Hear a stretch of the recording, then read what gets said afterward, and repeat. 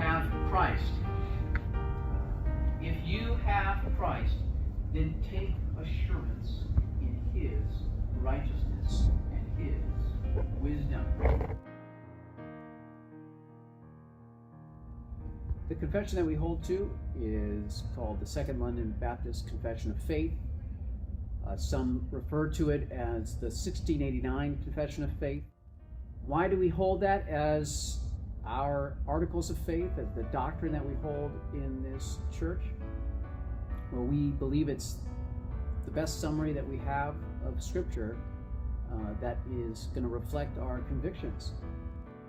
And so there's no governing bodies that are over us. We are independent.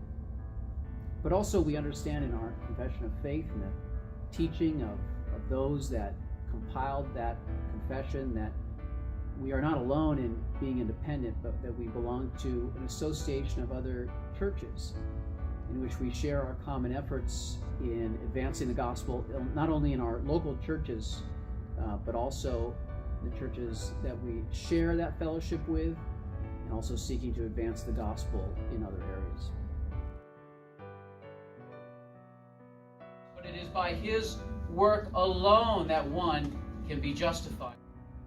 I think the Lord blesses small churches.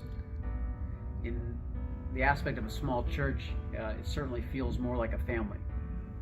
You can't escape being asked how you're doing on a Sunday, and connecting with our brothers and sisters in our church.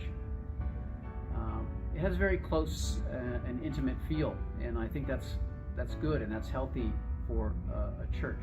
Be honest with yourself that righteousness is hard to find and to grasp for ourselves, and how tempting it is to pursue the wickedness that comes so much easier than the righteousness that God requires. And so if you don't know Jesus Christ, then it really is only your righteousness that stands between you and God. And that is not a righteousness at all. A confessional church holds to a historic confession of faith, and it's articles with certain topics that are derived from Scripture, pulled from Scripture. A confession of faith essentially summarizes what is biblical teaching.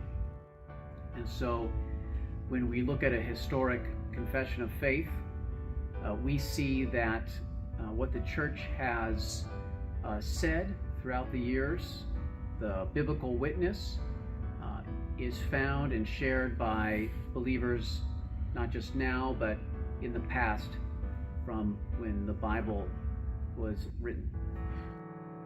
The